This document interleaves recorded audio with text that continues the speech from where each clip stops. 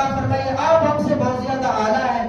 آپ کی شکل و صورت, آپ کا چہرہ انور ایسے چمکتا ہے جیسے چودھویں رات کا چاند چمکتا ہے. یتلألأ وجهه تلألؤ القمر ليلة البدر. اور اسی طریقے سے آپ نبوت میں بھی جی آپ کو فضیلت دی گئی ہے. نہ ہم نبی ہیں نہ ہماری شکل و صورت آپ جیسی ہے. آپ شکل و صورت میں بھی دنیا کے سب سے حسین آدمی ہیں, اور آپ انبیاء میں بھی سب سے افضل ہیں, سب سے اعلیٰ ہیں.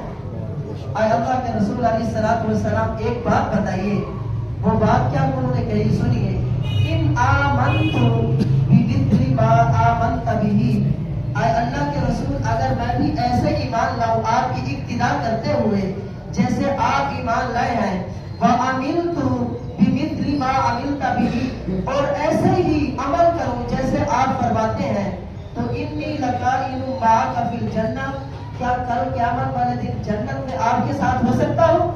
کیا مجھے جنت میں آپ کی رفاقت نصیب ہو سکتی ہے؟ وہ حبشی جو رنگ کے کالے ہیں, بارگاہ نبوت کے اندر یہ سوال پیش کیا.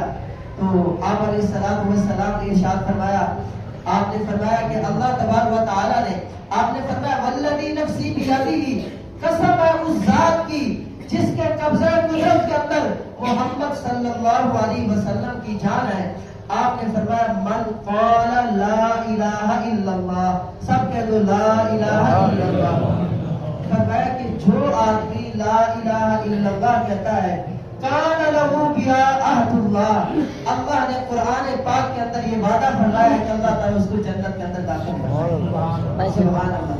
آگے آپ نے فرمایا ومن قال سبحان اللہ, جو آدمی سبحان اللہ کہتا ہے, کتب لہ مئۃ الف حسنہ, صرف سبحان اللہ کہنے سے اس آدمی کے لیے 1,00,000 نیکیاں لکھی جاتی ہیں. کتنی نیکیاں لکھی جاتی ہیں؟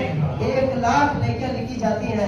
تو آپ صلی اللہ علیہ وسلم نے فرمایا کہ تم ضرور جنت کے اندر میرے ساتھ ہو, ضرور جنت کے اندر میرے ساتھ ہوگے.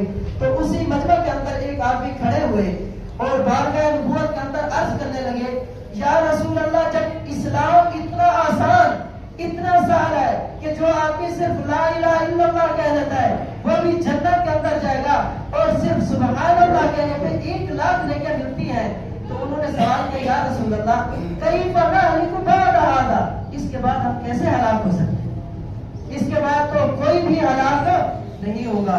آپ علیہ الصلوۃ والسلام نے ارشاد فرمایا, قسم ہے اس ذات کی جس کے قبضہ قدرت کے اندر محمد صلی اللہ علیہ وسلم کی جان ہے, ان الرجل, بے شک آدمی, لا یجیء یوم القیامہ, قیامت والے دن آئے گا, بعمل, اتنے اعمال لے کر, لو وضع علی جبل, اگر وہ نیک اعمال پہاڑ کے اوپر رکھ دیے جائے, لأثقلہ, تو وہ پہاڑ بھی ان نیک اعمال کو نہ اٹھا سکے.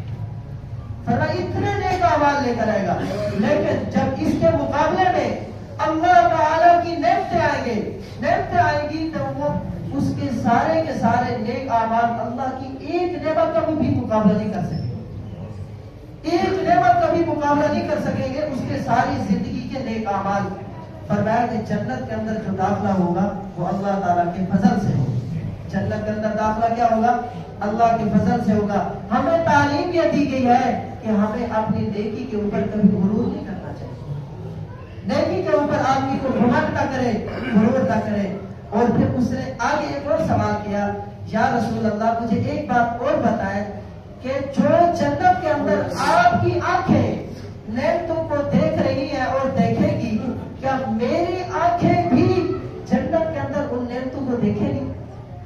اور کیا سوال کیا, یا رسول اللہ ایک بات اور بھی بتائیے کہ اللہ تعالیٰ نے جو اتنی نعمتیں جنت کے اندر تیار کر رکھی ہیں, ان نعمتوں کو لا تعالیٰ آپ کی آنکھیں تو ضرور دیکھے گی, کیا وہل ترا, کیا میری آنکھیں بھی ان نعمتوں کو دیکھے گی؟ آپ علیہ الصلوۃ والسلام نے فرمایا نعم, جی ہاں, تم بھی ان نعمتوں کو اپنی آنکھوں سے دیکھو گے. جب اس صحابی نے یہ جملہ سنا تو فبکا, تو وہ رونا شروع ہو گئے. روتے روتے اب جی جیسے ہی جنت کا تذکرہ آیا تو اب جنت کے مشتاق ہو گئے. روتے روتے فرمایا کہ حتی فاضت نفسہ, یہاں تک کہ اس کی روح پرواز کر گئی. اسی عشق, جنت کے عشق کے اندر اس کی روح پرواز کر گئی. آپ نے فرمایا کہ اس آدمی کو جنت کے اشتیاق نے اپنے پاس بلا لیا.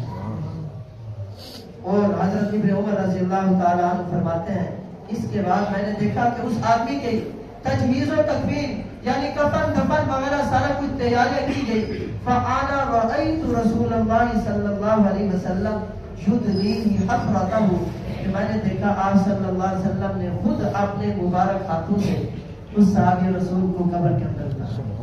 سبحان اللہ، کیا ہی وہ خوش قسمت لوگ ہو گئے جن کو حضور اپنے ہاتھوں سے قبر کے اندر اتار رہے ہیں.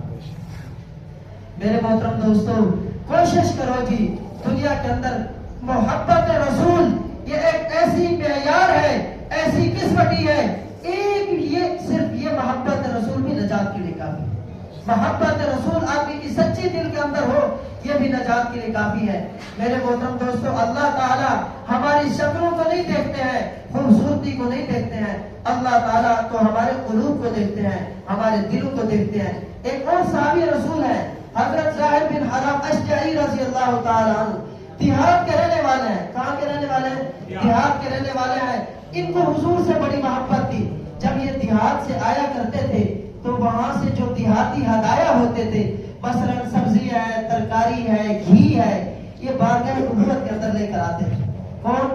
حضرت زاہد بن حرام اشجعی رضی اللہ تعالیٰ عنہ بدری صحابی ہیں. اور جب یہ مدینہ منورہ سے واپس جاتے فَيُجَهِّزُهُ النَّبِيُّ صلی اللہ علیہ وسلم، آپ بھی سارا سامان خرید کر جتنی ان کی ضرورتیں ہوتی ان کو دے دیا کرتے تھے. بڑی محبت تھی. وَكَانَ صلی اللہ علیہ وسلم يُحِبُّ، آپ علیہ الصلوۃ والسلام اس صحابی سے بہت زیادہ محبت فرماتے تھے. وَكَانَ رَجُلًا